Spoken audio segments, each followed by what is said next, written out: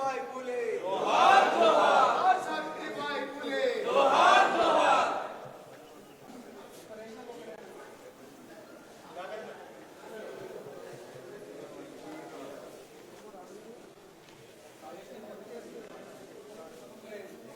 Hello sir ఎక్కడండి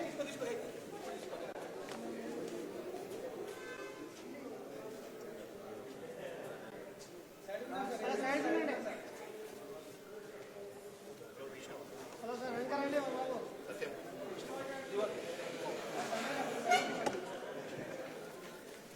side అన్నా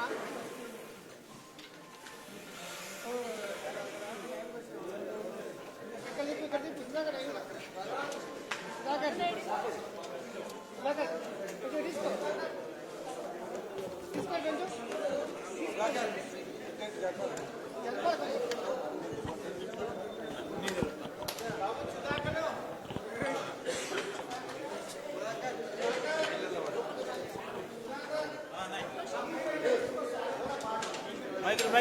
Michael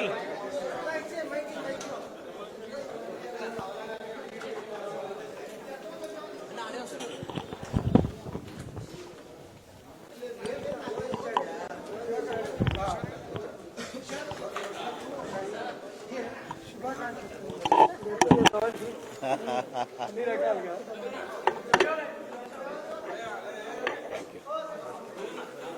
ladies రండి, మీరు ఇటు రండి అన్న, ఇటు రండి, మీకు రా అన్న, రండి ఇటు రండి, మీకు నువ్వు ఇటు రమ్మా, లేడీస్ ఇటు రండి. సావిత్రిబాయి ఫులే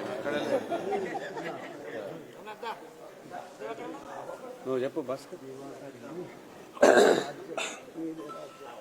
అందరికీ నమస్కారం. సావిత్రిబాయి ఫులే జయంతి కార్యక్రమం రాష్ట్ర కార్యాలయంలో జరగబోతుంది.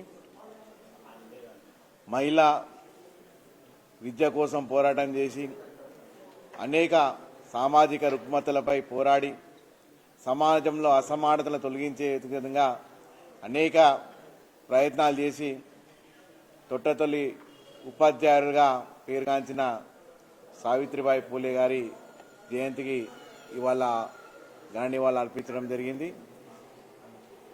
డాక్టర్ లక్ష్మణ్ గారు మాట్లాడతారని కోరుతున్నారు. మాట్లాడకూడదు.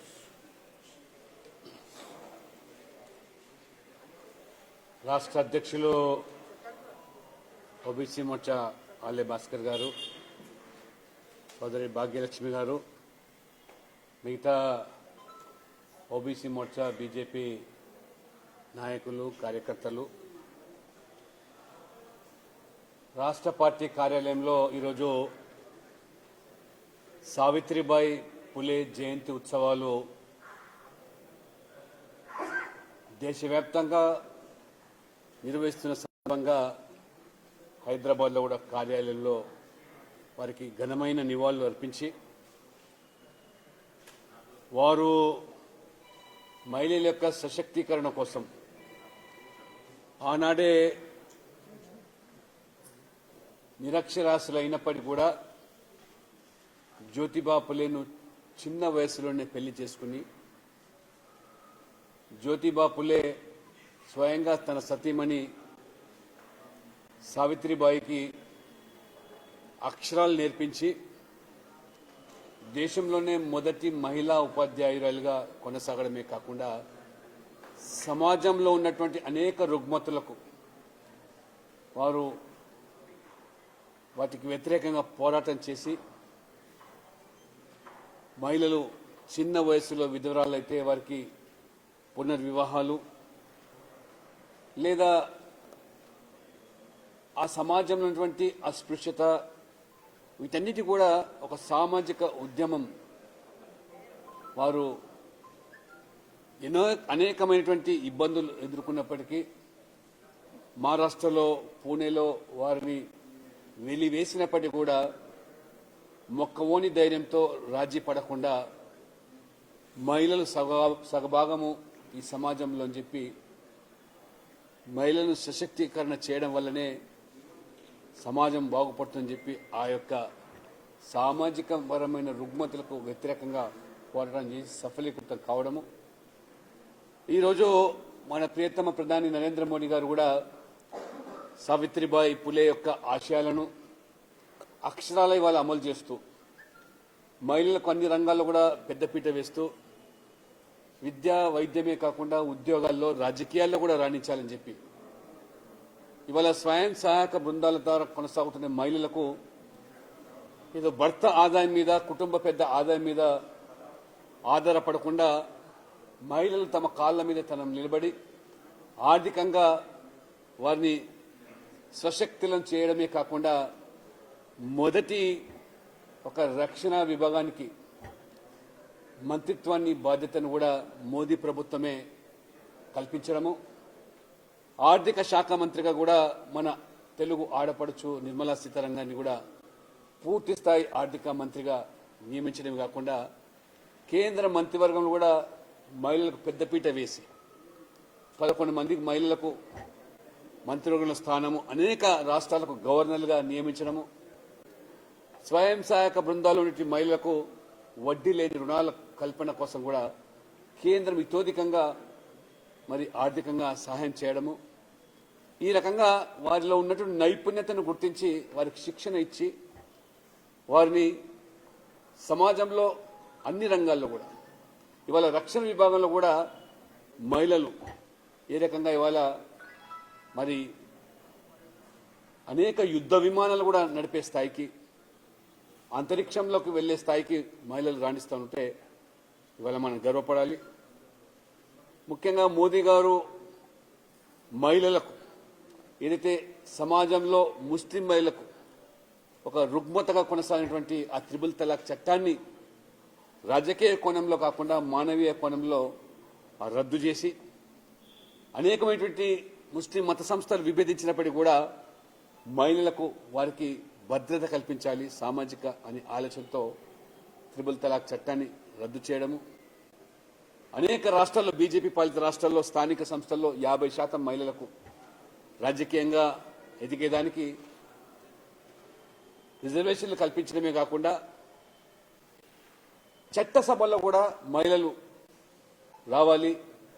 ఈ ప్రపంచంలో ఉన్నటువంటి అగ్ర దేశాల సైతం కూడా సాధ్యం కాని పని.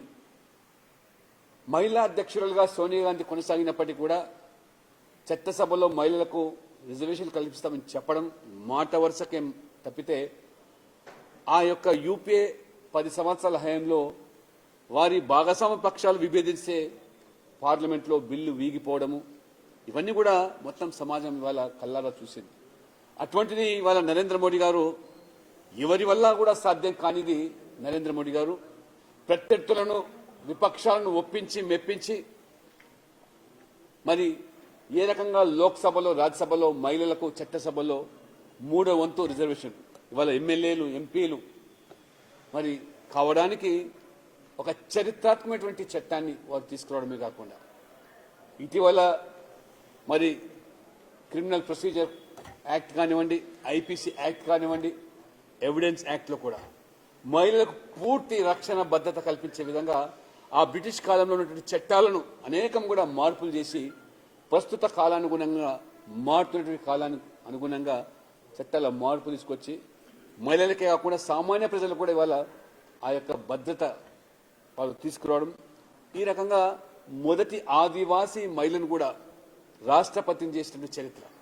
అంటే ఏ సావిత్రిబాయి పులే, జ్యోతిబా పులే ఈ సమాజంలో ఉన్నటువంటి మరి అణగారిన ప్రజానికము ఏ పాలకులైతే ఈ వర్గాలను విస్మరించారో, అధికారం దూరంగా నెట్టివేయడం జరిగిందో ఆ వర్గాలను హక్కున చేర్చుకొని వారికి అన్ని రంగాల్లో పెద్దపీట వేయడమే కాకుండా 75 సంవత్సరాల స్వాతంత్ర దేశంలో ఒక మొదటి ఆదివాసీ మహిళను రాష్ట్రపతి చేసినటువంటి చరిత్ర అది నరేంద్ర మోడీ గారికి దక్కుతుంది. అంతేకాదు ఇవాళ ప్రభుత్వం ద్వారా అనేక సంక్షేమ పథకాలు ఇవాళ ఏ వంటింట్లో అయితే మహిళలు మరి సాంప్రదాయ పద్ధతిలో వంట చేస్తూ పడుతున్న బాధలను అగచాట్లను గట్టెక్కించడానికి, ఎందుకంటే పేదరికంలో పుట్టినటువంటి వ్యక్తిగా నరేంద్ర మోడీ గారు, పేదరికాన్ని అనుభవించినటువంటి వ్యక్తిగా, పేదల కష్టాలు తెలిసిన వ్యక్తిగా తన తల్లి పడ్డ బాధలు కల్లారా చూశారు. తన తల్లి వంటింట్లో వంట చేస్తున్నప్పుడు తన తల్లి కళ్ళలో నీళ్లు, ఈ దేశంలో ఏ తల్లి చెల్లి కళ్ళలో నీళ్లు రాకూడదని చెప్పి ఉజ్వల గ్యాస్ పథకాన్ని ప్రవేశపెట్టి 11 కోట్ల మందికి ఇవాళ ఉజ్వల ద్వారా గ్యాస్ అందిస్తా ఉన్నారంటే అది మోదీ గారి యొక్క మరి ఈ యొక్క వర్గాల పట్ల ఆలోచన. అంతేకాదు స్వచ్ఛ భారత్ పేరు మీద 75 సంవత్సరాల స్వాతంత్ర దేశంలో ఏ తల్లి చెల్లి ఆడపడుచులు తమ కాలకృత్యాలు తీర్చుకోవడానికి బహిర్భూమిని వేదికగా వాడుకొని చెంబు పట్టుకునే సంస్కృతికి ఒక సామాజిక పరమైన ఉద్యమంలా ఆ కార్యక్రమం చేపడితే అనతి కాలంలోనే దేశవ్యాప్తంగా 100% ఇవాళ ప్రతి పల్లెల్లో, ప్రతి వాడలో, ప్రతి ఇంట్లో మరుగుదొడ్లు నిర్మించేదానికి ఆ రకంగా అవి మహిళలకు మరుగుదొడ్లు కాదు, మహిళల ఆత్మ గౌరవాలుగా ఇవాళ మహిళలు కొనియాడబడతా ఉన్నారంటే ఇది ఆలోచన చేయొచ్చు. అదే రకంగా గర్భిణీ స్త్రీలు ఉద్యోగులు అయితే ప్రసూతి సెలవుల కింద ఏవైతే 12 వారాలకు మాత్రమే సెలవులు కొనసాగుతున్న సందర్భంలో మోదీ గారు 12 వారాలు కాదు 26 వారాలకు పెంచి ఏ రకంగా మహిళలకు ఇవాళ పెద్దన్నగా కొనియాడబడుతున్నాడో ఇవాళ మొత్తం ప్రపంచం గమనిస్తా ఉన్నారు.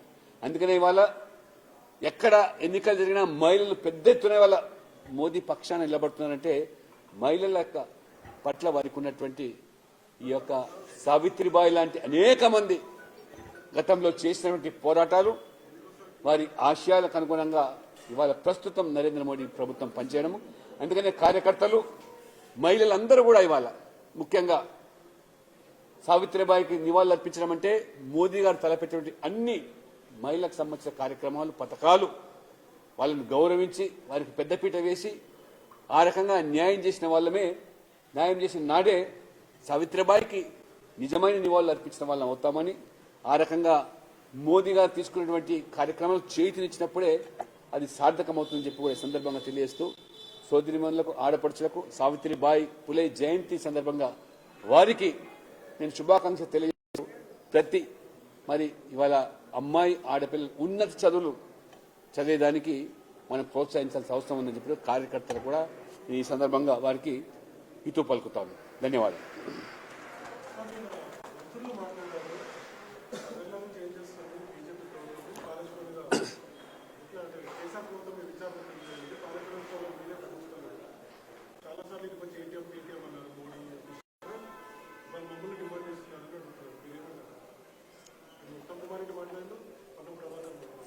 ఆడలేక మధ్యలో ఓడనట్టు ఎన్నికల ముందు మీరు ఇచ్చిన హామీలేమిటి?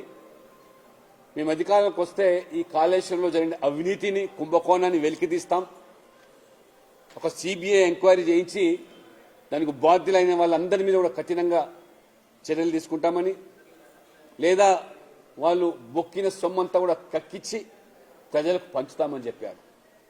అంతటితో కాదు, ఏ అధికారులైతే ఈ మేడిగడ్డ బ్యారేజ్ కుంగిపోవడానికి కారణమైనారో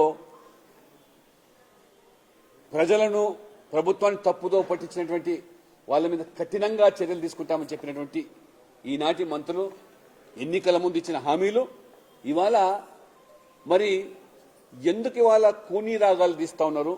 సిబిఐ ఎంక్వైరీ కాదని, లేదా ఇవాళ జ్యుడిషియల్ ఎంక్వైరీ అని చెప్పి మాట మార్చడం, స్వయంగా రేవంత్ రెడ్డి గారు పిసిసి అధ్యక్షుని హోదాలో వారు సిబిఐ ఎంక్వైరీ వారు చేయిస్తామని చెప్పి ప్రకటించినటువంటి రేవంత్ రెడ్డి గారు జవాబు చెప్పాలి.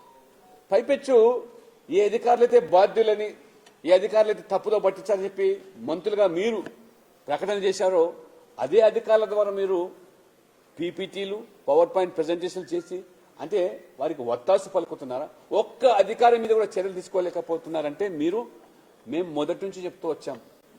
ఎన్నికల ముందు కూడా ఈ బీఆర్ఎస్, కాంగ్రెస్ రెండు వేరు కాదు, ఒక గూటి పక్షులే తోడు దొంగలే అని చెప్పి ఇవాళ నిర్ణయమవుతుంది. నెల రోజులుగా వస్తున్నది అధికారులకు వచ్చి. ఎందుకు ఇవాళ మేడిగడ్డ మీద అఖిలపక్ష బృందాన్ని తీసుకెళ్తా అని చెప్పిన మీరు ఎందుకు మీ మంత్రులతోనే సరిపెట్టుకుంటున్నారు? ఎందుకు ఇవాళ మీరు ఆ అధికారుల మీద చర్యలు తీసుకోకుండా, సిబిఐ ఎంక్వైరీ నిర్వహించకుండా మేడిగడ్డ వరకు మాత్రమే ఎందుకు ఈ అవినీతి పరిమితం చేస్తున్నాం? మొత్తం కాళేశ్వరం ప్రాజెక్టు మీద జరిగినటువంటి మరి 1,00,000 కోట్లని మీరే చెప్పారు. ఇవాళ ఎందుకు కూని రాగలసి దాని వెనుకాల ఉన్న మతలబ్ ఏమిటి మిమ్మల్ని ప్రశ్నిస్తున్నాం. ఎందుకంటే రేపు పార్లమెంట్ ఎన్నికలు సమీపిస్తున్నాయి కాబట్టి ఏ యొక్క విపక్ష కూటమి ఇవాళ నరేంద్ర మోడీ గారిని ఓడించాలి అనేటువంటి ఏకైక ఎజెండా. ఎందుకు ఓడించాలి? ఎజెండా లేదు. आपके पास कोई नेता नहीं है, नीयत नहीं है, नीति भी नहीं है, फिर भी मोदी जी को हराओ, मोदी जी को हटाओ. కాబట్టి ఈ యొక్క ఈ గమండి గఠబంధన్ ఏతుందో పరోక్షంగా ఆనాడే మేము చెప్పాం. కేసీఆర్ గారు ఈ బీఆర్ఎస్ వారికి వత్తాసు పలుకుతున్నారు. ఏనాడైనా వీళ్ళ ఎన్నికల ముందు ఎన్నికల తర్వాత ఒకటే పార్టీలు ఇవని చెప్పడం జరిగింది. కాబట్టి ఇవాళ పార్లమెంట్ ఎన్నికల ముందు ఈరోజు పరోక్షంగా పరస్పరం సహకరించుకోవడానికే ఈరోజు బీఆర్ఎస్కు లొంగిపోతున్నారా లేదా బీఆర్ఎస్ లొంగదీసుకోవడానికి చేసే ప్రయత్నాల మొత్తం తెలంగాణ ప్రజలు తెలంగాణ సమాజం గమనిస్తుంది.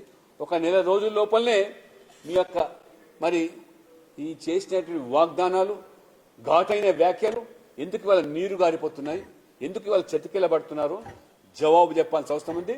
నిజంగా మీకేమాత్రం చిత్తశుద్ధి ఉంటే వెంటనే సిబిఐ ఎంక్వైరీకి మీరు విన్నపించండి. తప్పకుండా దాంట్లో ఎవరైతే బొక్కినారో మెక్కినారో వాళ్ళందరినీ కూడా కక్కించేదానికి ఖచ్చితంగా తెలంగాణ సంపదను ప్రజలకు దోహదపడే విధంగా ఉంటుందని చెప్పి కూడా భారతీయ జనతా పార్టీ స్పష్టం చేస్తున్నారు. మీరు ప్రజలకు మంచుదామన్నారు, ఆ మొక్కిన సొమ్మునంతా కూడా కక్కిస్తామన్నారు. మరి ఇవాళ ఎక్కడి నుంచి ఢిల్లీ నుంచి ఆదేశాలు వచ్చాయా మీకు?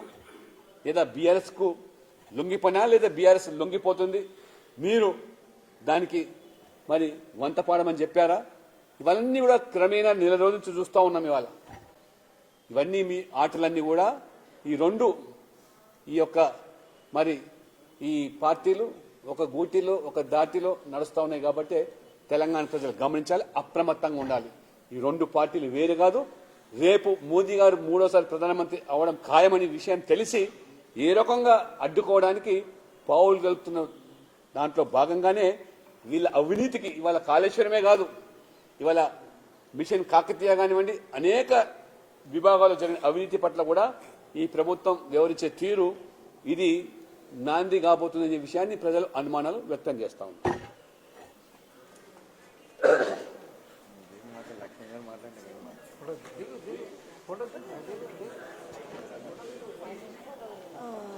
తమ్ముడు తమ్ముడు ఫోటో దిగు